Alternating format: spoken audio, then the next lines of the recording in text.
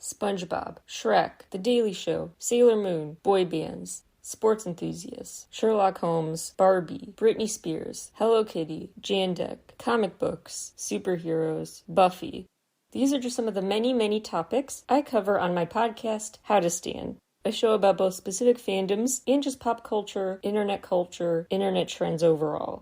Check out How to Stan in the same feed as my other podcast, 17 Karat K-Pop, wherever you get your podcasts. And I'm an independent creator, and so please spread the word about the show. There's an episode for every interest, and I really do appreciate the support, spreading the word. You can also find out more info at my site, 17karatkpop.weebly.com. Thanks so much. Hello everybody, welcome back to How to Stan. Today, something a bit different. Not the fans, but the artists who have scammed them over, messed with them, and what these scammer behaviors have looked like. And I'll get to the broader takeaways here at the end as always. But first, let's just dive right in. The first person we're going to talk about today, Ubah Butler. And yes, people ask him all the time if he was named after Uber. He was not. Ubah Butler is a filmmaker, an author, and a massive prankster. Called the Banksy of journalism by the BBC. He used to be just kind of an obscure freelance writer, but he gained attention without people realizing it as Martin Davey, rock band manager extraordinaire, as a teen. And he used his fake band manager status as a teen to book venues. He fittingly joined Catfish UK in 2021. And he wrote a book, How to BS Your Way to Number One, an unorthodox guide to 21st century success, which topped the LA Times bestseller list. He intentionally kept this just 76 pages. He's aware of short attention spans nowadays. And he included advice he thought would make sense, be extra relevant in this century. Like gamifying your goals, extending this, what he called a honeymoon period, towards what you're doing. Basically, he talks about keeping your passion alive. He is so fascinating, and his pranks are so just incredible. I have to share 5 of them. Not 1, not 2, 5 of them. The first one, which gained super global attention, the fake restaurant. He spent about 6 months having his friends write tons of good reviews for a restaurant he made up on TripAdvisor, The Shed at Dulwich. He created a TripAdvisor page for it and just turned random objects into what looked like plates of food. So it was not just a prank as in, these reviews are for a fake place, but the food isn't even real in the pictures. He was patient for 6 months, letting these reviews roll in and the number on TripAdvisor rising. It then became the number 1 restaurant in London on TripAdvisor. And for context, the number of total restaurants in London on TripAdvisor at the time was 18,149. It reached number 1 on the 1st, November 1st, 2017. This led to people wanting to go there and calling The Shed, which was really just him and his burner phone. He was getting so many calls all the time for reservations because of the buzz that the fake buzz created.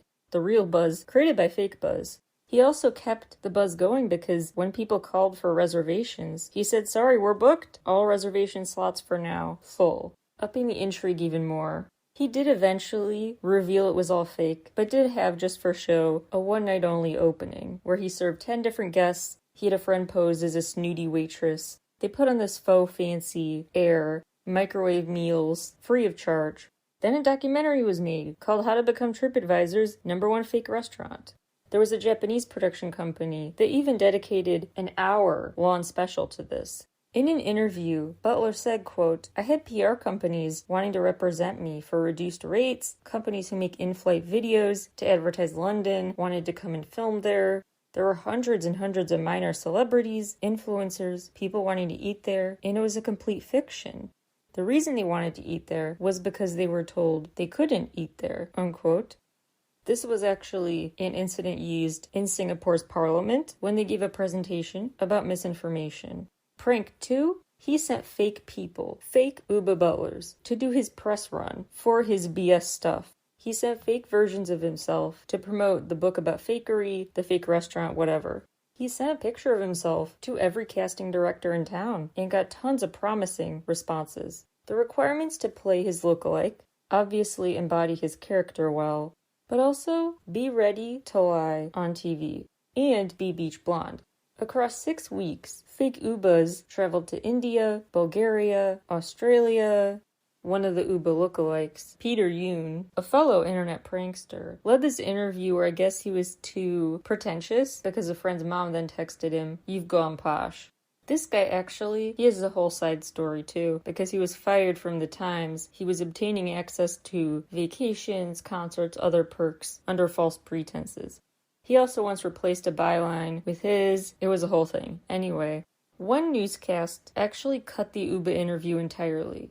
But just as they were nail-biting thinking, oh my gosh, we were found out, it turns out they just found the responses not interesting enough, so the interview was cut. So no, they didn't realize it was a fake Uba. They just thought, this guy's pretty bland. The next thought, I guess, should have been, though, he doesn't even sound like he knows his own story. It was really interesting that he confessed to this when reached for comment by The Guardian. And the real Uba said, quote, "They all ask me the exact same questions. I'm not famous. What I did is famous. And it was interesting to remove me from that process," unquote. And it's true, the fake hymns did get pretty good reviews, particularly rave reviews, in Bulgaria for some reason. Prank 3, he got front row access to Paris Fashion Week with a fake clothing brand. June 2018, he took on the persona of Giorgio Peviani, a fake person. But soon enough, the fake buzz created real buzz, and Giorgio had a whole Google history, even products with placement on Amazon, social media reviews. He then made bank with this fake persona, making a short film about him, and it premiered at the LA Film Fest. The short film now has reached over 30 million views. Prank 4, he had a Norwegian lookalike pretend to be him to accept an award he got for his fakery. So he sent a fake for this to get the Content Creator of the Year award. He actually ordered the stand-in to not say a word. Just accept your award and get off the stage. He totally did not listen, and his clear Norwegian accent was part of the speech. He also messed with the award show in 2019 at the Webby Awards, getting an AI to write his whole speech. And lastly, this wasn't really a scam, but just a really interesting backstory. He wanted to see what's harder to sell, door to door, religion or music. Part 1, he embedded with this group of Jehovah's Witnesses to learn from them. He called them, quote, "the kind of analog vinyl heads of the spiritual world," unquote. He found out while attending this training that the average amount of meaningful conversations the Jehovah's Witnesses ended up having door to door, roughly estimated at 6 or 7 out of every 100 doors they knocked. So he scaled down this fraction and decided, well, I can probably sell 6 or 7 out of 100 CD copies door to door. 6 or 7 CDs, 100 doors, I can do that. So he tried to sell door to door Young Chasers, an album by Circa Waves, and copies of Emotion from Carly Rae Jepsen, which he claimed sold, quote, almost hilariously badly in the UK, despite it spawning a #1 single, unquote. Day 1, 3 F-offs, 12 out of 25 doors unanswered, 0 sales, and 4 times he saw the lights go out after knocking. He called the day, quote, a fever dream of disgusted glances, shaking heads, and slammed doors. The British public aren't just disinterested in music CDs, they want a restraining order put on them, unquote. Day 2, 2 album sales, 9 out of 25 doors unanswered, but 1 woman tried to bat him away with a broom. Day 3, back to 0 sales, 14 out of 25 doors unanswered, 2 people shaking curtains angrily, and 1 man yelling at him, accusing him of seeing the no salespeople sign and hiding it.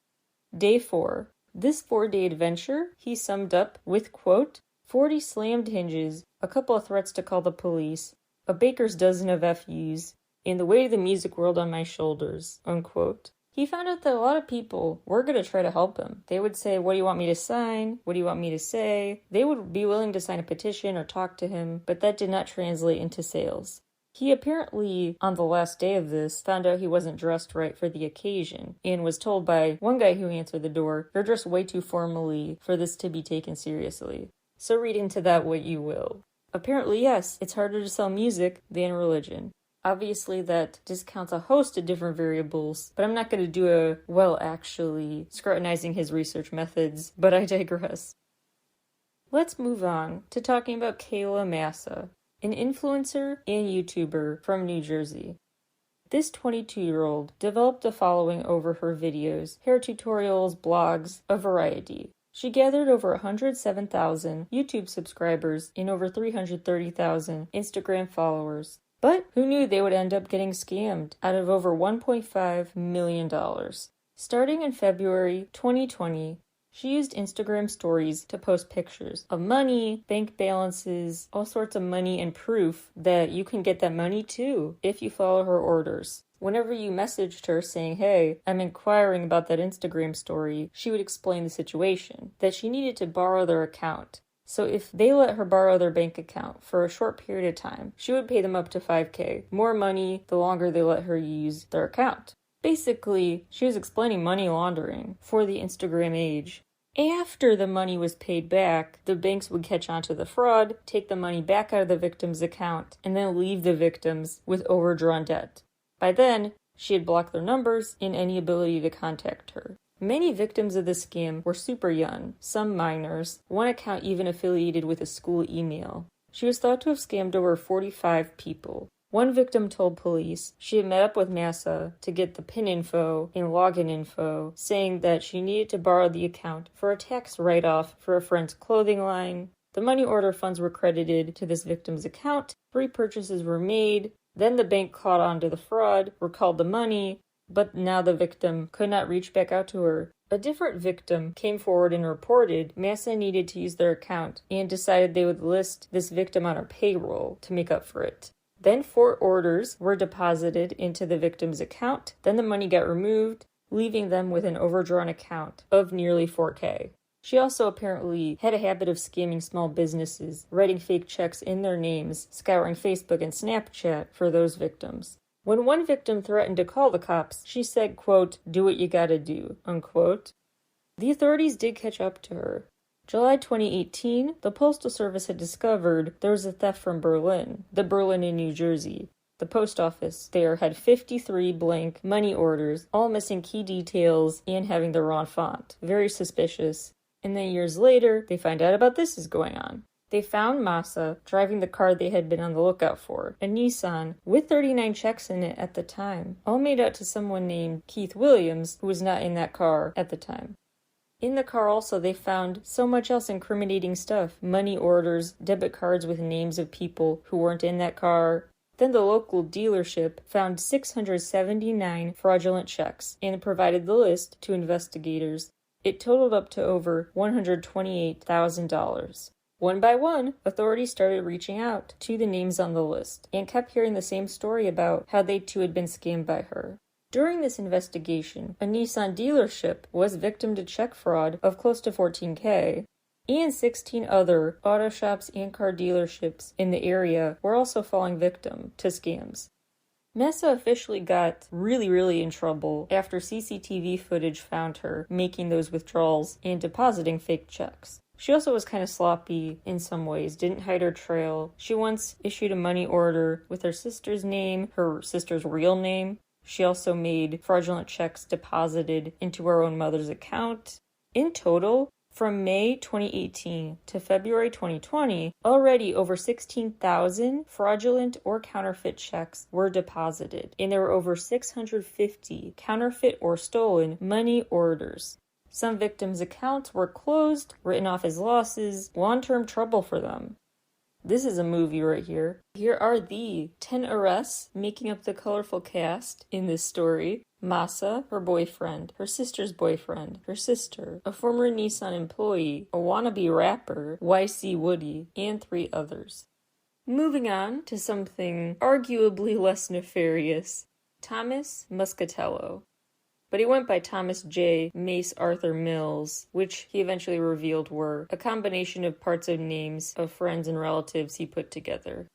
This guy was considered a royal expert. All things royal families he would cover for TV, like the 2018 royal wedding, other huge events. He's also really cashed in, not with TV appearances, but also with royal-themed crypto, Royal Coin he created. He also released a book of cocktail recipes called Their Majesty's Mixes. When they rain, they pour.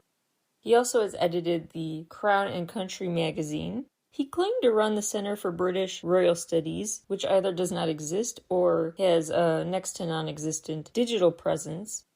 He's known as the Brit in the circle. As a Brit, he'll give his take on royal events. You probably know how this ends up. Turns out, nope, he's not British. He's an Italian-American from upstate New York. He just, from a very early age, did have an obsession with all things British royals. He declined to clarify where he lives now and his backstory really, his true backstory, when questioned once the truth was out. But he says he really does just have a passion for talking about the royals. He even said he had just developed a bit of a British accent organically over time, and started ending conversations now with God Save the Queen. He even made an agreement with two elderly British people that he could refer to them as Grandma and Grandpa if need be. As funny as this story might seem, it does have more serious undertones because his royal advice was taken quite seriously. He actually even advised the Serbian royal family during a deposition. He also helped organize an anti-Qatar conference in London in 2017 that some activists labeled a lobbying effort for a Middle East coup. It was a very politically questionable choice that drew a lot of ire. The Wall Street Journal broke the story about him not being who he said he was, and his response was, quote, "The Wall Street Journal breached journalistic trust, omitted truths, and missold what the initial interview was for. Many of the facts in the article are inaccurate, and the Wall Street Journal itself was given many opportunities to ensure that the article was published with the most accurate information available. The Wall Street Journal chose not to adhere to the facts or their integrity," unquote. Let's move on to some influencers. Brittany Dawn Davis, a fitness star. She offered her followers personalized diet and exercise plans and $300 coaching sessions. This was back in 2018. There was also a complimentary ebook offer that never came to fruition. Her fans, who invested so much money in these plans, got to talking and realized they were getting the same plans. This was not personalized at all. In fact, the plans she was giving were pretty generic and may not have even been created by her in the first place. The public pressure did force her to come clean, and she went to YouTube to issue an apology video, which did not include an offer of a refund. Aggie Lal, a travel influencer. Similarly, back in 2018, she offered her followers a course on how to grow their Instagram followings.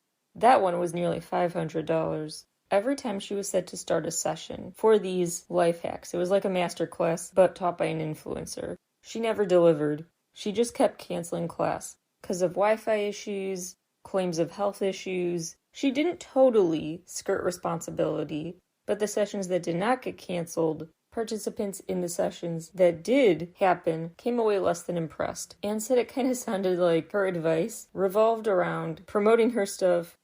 Basically, they say she was cloaking her, converting them into salespeople for her own brand, marketing that instead as helping you personally.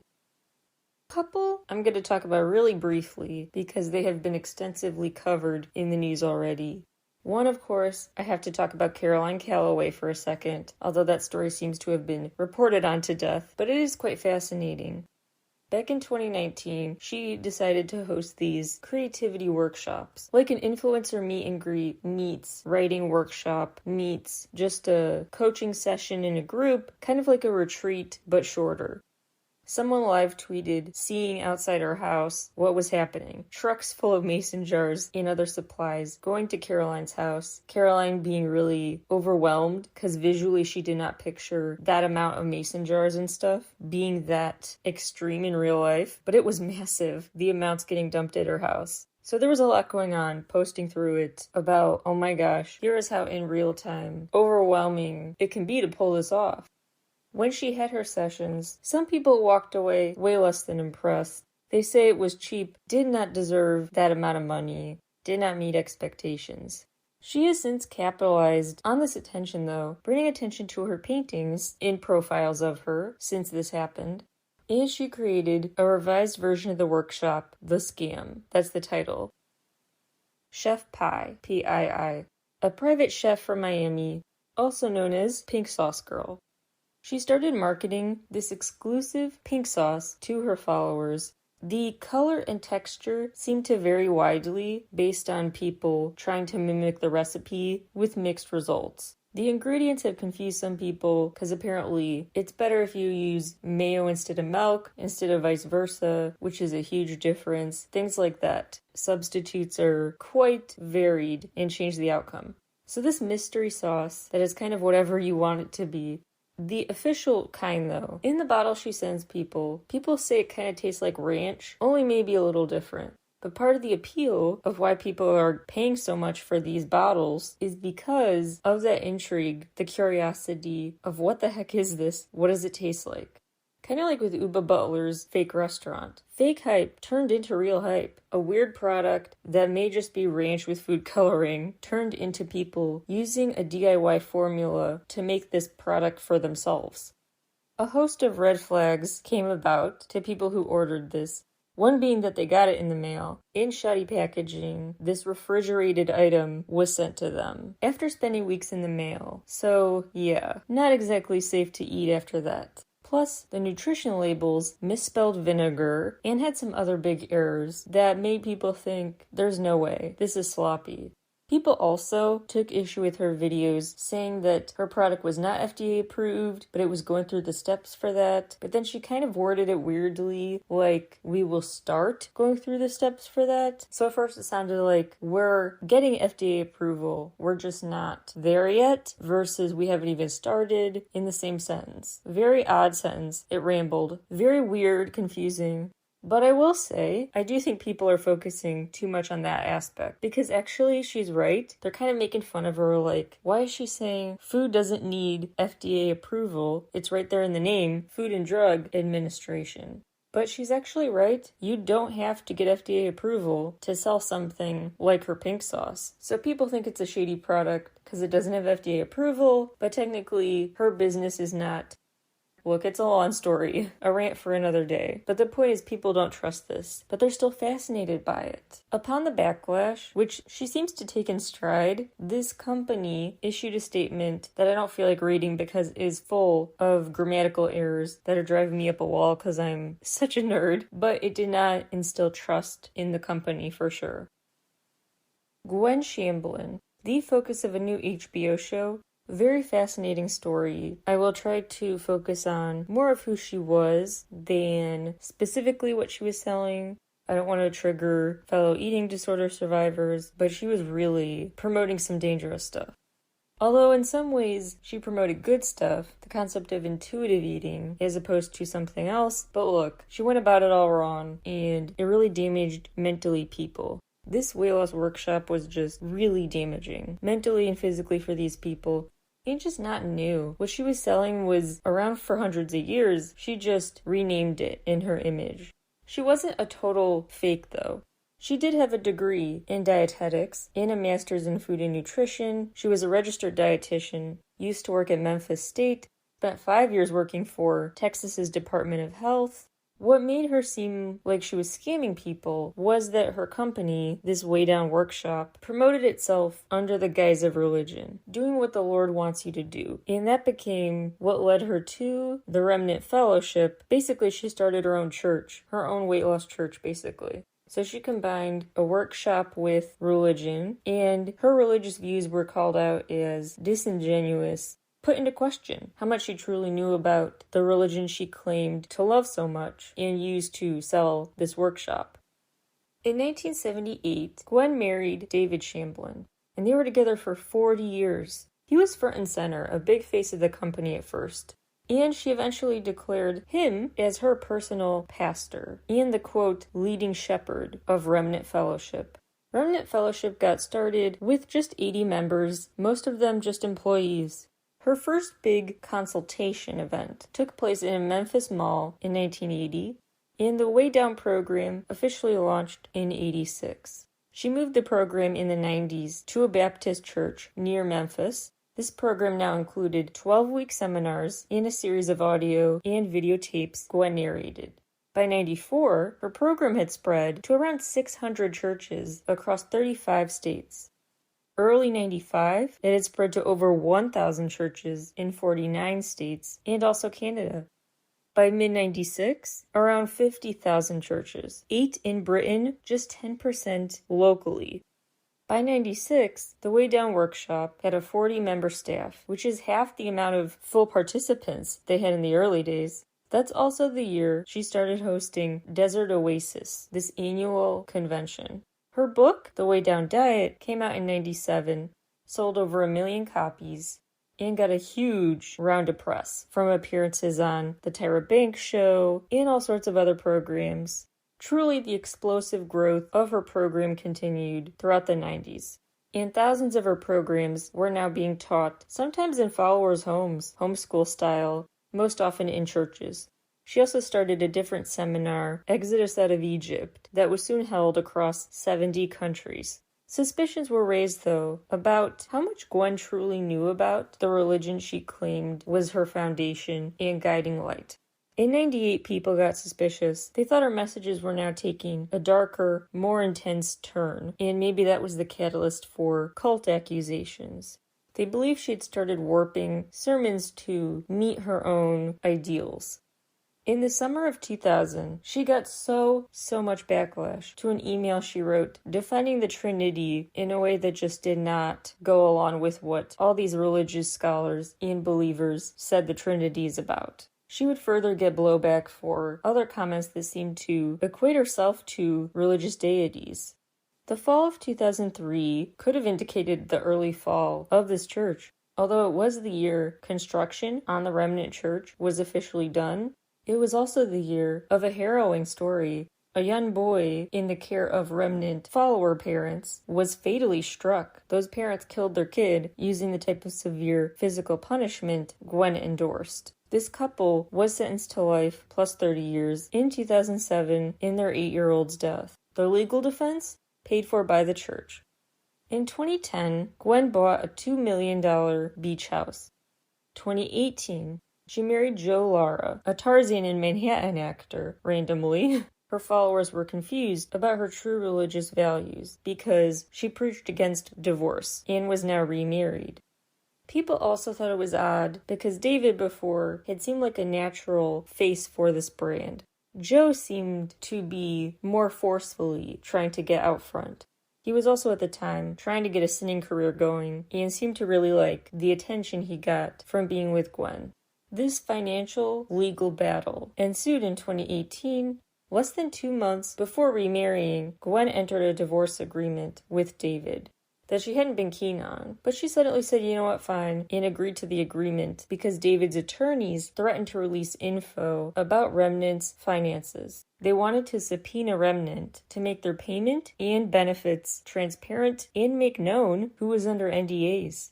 In the settlement, which required divvying up over $20 million worth of property, 18 pieces, Gwen got to keep a nearly $2 million fancy beach house in this idyllic community that was referred to as Destiny by the Sea. She also got to keep Ashlawn, a $7 million property that was a pre-Civil War plantation home.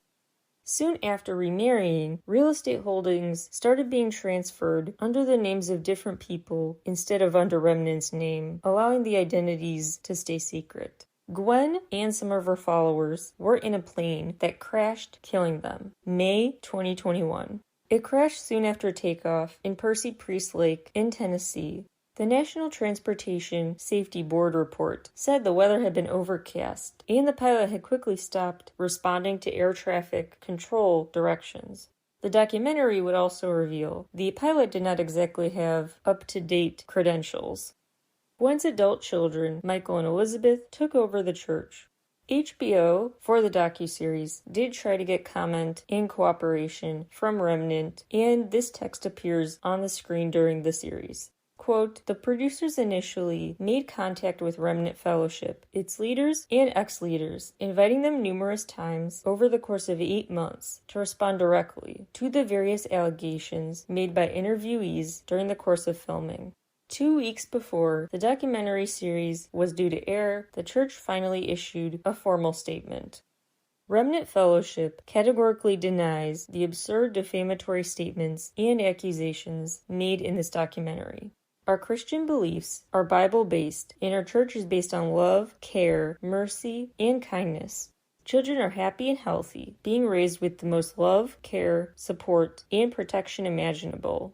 But we know that there is no one message that can please everyone. As any other church, Remnant Fellowship operates under all U.S. guidelines and laws, unquote. The two biggest red flags to followers, besides the mental harm of the diet she was promoting, the use of religion to draw people to her product and services, that email basically saying the Trinity doesn't matter and doesn't mean what you think it does. And this group, Women of Faith, were so angry they took off her name from their website. Some even left the church completely over these remarks. They were viewed as a bombshell, terrible interpretation. But she was on the defensive and called this a witch hunt.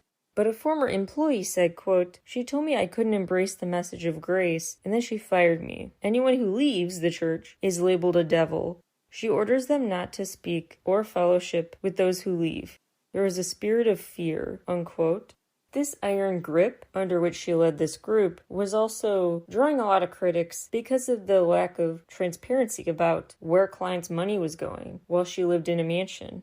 Gary Blackburn, a lawyer, sued Gwen on behalf of clients claiming wrongful termination, being fired after refusing to fully leave their old churches behind. Accusers say she wanted them and their wallets entirely devoted to her. But she claimed to Larry King in '98, quote, "This money, half of it goes to the government, the other half goes to keep it going, so that someone else can be helped," unquote. She made comments in her video series that appeared quite ironic, like, quote, "Most of the world has abandoned true religion and are now converts to building up their own pocketbooks. Yet God is a God of justice, and he will not be mocked," unquote. She also said, quote, "If you cling to your money, you're going to lose it. But if you give it up, you'll find it again," unquote. That "if money comes to you, it was meant to be" speech was part of a 9-week video series on greed that she was working on at the time of her death, in which she encouraged her followers to part with all their money to learn a lesson. One of her daughters, Elizabeth, said in 2017, quote, "She practically handed mine and Michael's inheritance away," unquote. And a News Channel 5 investigation revealed that she left nothing in her will to Remnant. She left it all to David and her kids listed as successors, meaning that with Tennessee law, this meant post-divorce, everything would automatically go to the successors. Remnant Fellowship issued a statement saying, quote, "In regards to Gwen's estate, Gwen, Michael, and Elizabeth decided almost 2 decades ago to give approximately $10 million of what would have been Michael and Elizabeth's inheritance to the building and grounds of Remnant Fellowship. Gwen also donated Way Down Ministries and its proceeds, as well as her intellectual properties, over to the church. This was an incredible gift of generosity from Gwen and her family's inheritance, and the church would expect no more," unquote. I would argue this next character, the most fascinating out of everyone I've talked about today, Anna March. Nancy Lott, her real name, was born in June 1968 and raised in Maryland with her Democratic political mom. She pled guilty in a case of campaign finance issues. She was a treasurer and had to pay back restitution of $18,000, plus she had to get psychiatric help and spend 5 years on probation, which she never completed. Her outstanding fees had to be handed over after a judge ordered it. She would later write, quote, "Did I sign a campaign finance report with erroneous information nearly 30 years ago when I was 21? Yes. Was I on 5 years probation, and did I pay $18,000 in restitution? Yes," unquote. In her late 20s, she married and divorced a man in New York and kept his last name, Cruse, Kruse. It would later become part of one of her aliases. In the mid-90s, she went to San Diego and went by the name Delaney Anderson. Nancy Lott was no more. She then started work at a San Diego nonprofit called Writing Center. This organization, basically for writers, for aspiring writers, part tutoring center, part after-school club organization. She was so popular there, they loved her there. She came as a volunteer, but eventually they were so charmed by her that she was hired and, in '97, became its director. She also helped start Literary Lights, a fundraising event, and wowed them with her story of her mom working for the White House. There's no record confirming that was ever true. They thought the business was going so well, she painted quite a rosy picture of their financial state, as well as morale-wise. Maybe the morale thing was true, but the finances were not. She would later write, quote, "Did I run a small, struggling literary arts organization of 2 years, receiving a total of about $9,000 in compensation for the entire time? Yes," unquote. The Writing Center staff was shocked in '98 when they got an eviction notice. They held an emergency board meeting to find out what was going on, but when she never showed, they went to her boss's office and saw on the door a sign that said, "I resign." The Writing Center had to shutter and all its furniture sold at a garage sale. It was a really sad fate, especially because the woman who had hired her and championed her from the beginning really did love this nonprofit's goal of fostering young writers. And she said she didn't legally or financially pursue her because, quote, "I wasn't looking to make any money off of all of this. I wanted a community. It was my dream," unquote. This alter ego, Delaney Anderson, was no more by 2001, when she went to DC using the name Nancy Kruse. This is when she met and married Andrew Smith, a film historian, and got a job fundraising for a public radio station, WAMU. She started using WAMU as her first client, setting up her own consulting firm, Nancy Kruse and Partners. This grew to be a big online fundraising collective action group for 15 public radio stations. Kruse and Partners charmed people because, quote, "she played up her Quaker background and her feminist beliefs. She said her mother was high up in the press office, that she was press secretary for Carter. Why wouldn't I believe her?" unquote. To join this big online auction, each radio station paid her an upfront fee of anywhere from $8,700 to $68,400. By participating, they were expected to both recoup that cash and earn more from profits. Although her auction ended up bringing in over $677,000, she only distributed about $10,000 to 9 of the 15 stations. Apparently, mid-auction, Kruse and Partners had a lawsuit filed against them. The landlord sued the office for 5 months' worth of back rent. By the time the judgment was filed against the company, she had fled once again. Kruse and Partners shut down in 2005 and insisted in an email they had to, not for legal reasons, but simply because they had no more assets. 6 months later, a lawsuit was filed in DC by those radio stations, and they ended up winning over $380,000. Later on, in that big confession letter I've been quoting throughout, she would say that she was cleared of wrongdoing in this specific instance. Technically, wrongdoing was not the term being applied, so in a court of law, technically that wasn't true. That's not really what the case was about. It was more about the amount of restitution, basically, but that's an aside for now. Kruse started over again in Delaware, October 2005, once again charming locals with her stories. This time they were really amped up. She talked about all the famous faces who were her friends in the elite writer scene. She talked about attending the National Book Awards with Malcolm Gladwell, and even claimed there was this picture of Gladwell there, and she was there too, just missing the cutoff of the picture. She had just gotten cropped out. She had just been out of frame. She also said things like she got a personal call from Bob Dylan, a fan of her work. She got a Random House book deal, all sorts of stories. There was even this guy Kent Schoch, a local writer, who traveled to New Orleans with her on assignment for The New Yorker, only to realize, when there, the assignment was totally fake. And he was left with the tab for that trip. When mounting questions just kept coming, by 2006, she left town again. This is when she became Anna March, after a few years of quiet. In 2011, she got back to writing. She had her first story published in Salon. Her and her boyfriend moved to Santa Barbara, then to the Melrose neighborhood.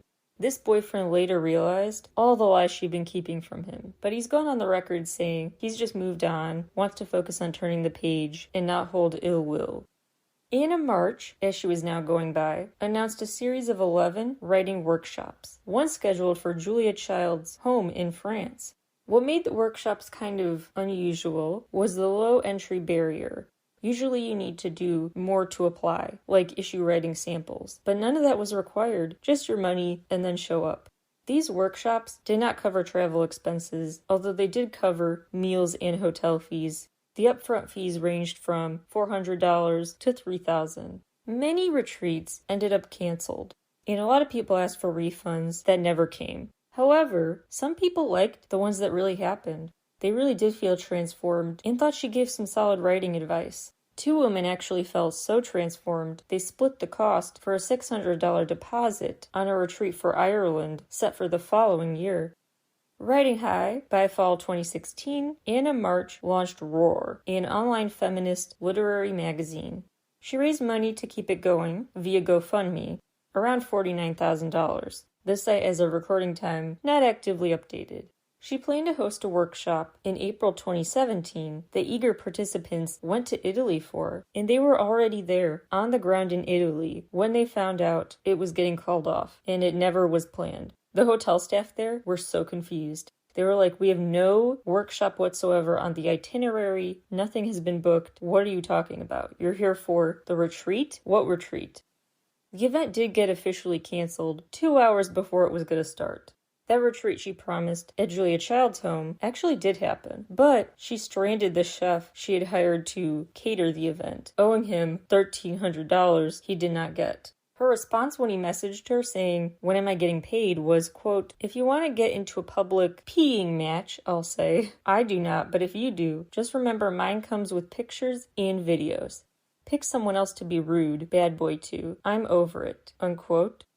In 2014, Anna March started writing for the Modern Love column in the New York Times when she had settled into Southern California, and she made her career writing about her relationship with her boyfriend, Adam. She definitely was not worried about letting that credential go to her head. She kept saying she had all these A-list writer friends, and some she truly did, who went to her special gala. Cheryl Strayed, Roxane Gay, and she definitely had a habit of name-dropping. She really wooed California's literary scene, paying for their expensive dinners, getting to know them, really helping make them feel special, seeking out people she could network with. She was really good at that. She held this really iconic, for better or for worse, A-list filled party in 2015 with over 400 guests. This was at the Ace Hotel in downtown LA. She seemed to navigate 2 worlds, the social world of people who went to places like that writing center, nonprofits who needed help to get resources to make their voices heard, versus very privileged, wealthy circles. And she somehow managed to thread the needle with her reputation as being a member of the elites and someone who was philanthropic and rising above struggles. The Ace Hotel party guests were asked to donate to a fundraiser. She offered a mixed bag of reasons why in her email. Sometimes she said taxes, other times she said she was dealing with a property sale windfall, sometimes she mentioned a medical condition, she talked about helping her mom financially. She set the goal of $9,000 and got donations of a little over $6,000. Interestingly, in that email, she had a disclaimer, "Please keep this private. Don't post online about this. Don't spread the word. I just want donations from you select people." And some people were more than happy to give because she'd given plenty before in the past, not just picking up the tab for dinner, but other gifts too. After this party came the explosive bombshell report from the LA Times, reporting on all her past lives and pseudonyms. Also revealing that some people had actually worked for her and were never paid back. So they would write for her site, for her work, they would help with ads, and they were never paid. She declined to comment when the LA Times reached her for comment, but then she posted about the incident at length online herself, which is what I have been quoting from repeatedly. Another part of that I haven't said yet. She said, quote, "Mostly what I want to say is this. I have had successes and failures. I am proud of trying to make things work. I regret my shortcomings and failures and apologize for my mistakes. I have never run from them or hidden them. In fact, I've tried to be open about them," unquote. She moved back to Delaware. She tried to host a local event there, get back in the game with that networking, but she canceled the event. She continues to say she has several book deals in the works. In the theme running throughout this episode, she honestly might not be lying anymore. She may have faked it till she made it, and now book deals are calling. Fake hype turns into real hype. The last heard of her is that she is offering private manuscript consultations for anywhere from $1,600 to $3,000. She also offers coaching sessions for people preparing their writing for literary agents. I left this story for last for a reason. because I think it's really interesting how it's summed up by a participant who wrote about her time at that Julia Childs House retreat. She said, quote, "The cost of my week had been money well spent. In fact, I couldn't entirely let go of the notion that my time with Anna, even though she was an alleged grifter, had somehow been valuable. I wasn't alone. Every woman who attended was going through an interesting life crossroads, and it was wonderful to witness everyone's unique story and help them form their thoughts into words. All of us were there because we wanted to learn how to be better storytellers. We may have spent money in a workshop with a woman who wasn't who she claimed to be, but the 5 days we spent with Anna March in Julia Childs' house have given us a story of intrigue, deception, and false identity we couldn't have invented if we tried." Unquote. This was a Caroline Calloway parallel too, where people who went to her workshops were underwhelmed, but they still don't regret going, and they had a good time. And so does it bother them? They were lied to, or at least misled? Yeah, but would that stop them from trying to get a service or a product? Sometimes yes, but sometimes no. Which is really interesting and brings me to my bottom line. What this episode, I think, helps shed a light on when it comes to scammy behavior. It may not matter. Faking it till you make it is a real thing. People have done it. And the extent to which people mislead people is a very interesting, ethically murky thing. Because in some situations here, it's just flat out wrong. I mean, money laundering with your followers, obviously I'm not defending that. But then there are times that are more of a middle ground, a gray area of ethics, because you have people like Anna March, true writers who spoke as if they really were passionate writers, trying to make something of themselves in the writing, trying to get this fame for maybe the right reasons, but they go about it the wrong way. In those instances, it's just fascinating to me, the question of should we forgive and forget? Maybe forgive but not forget. Is that possible? If Anna March, or whoever she claims to be that day, delivers for you, but not for other clients, do you still support her financially, with your social media, attention, whatever?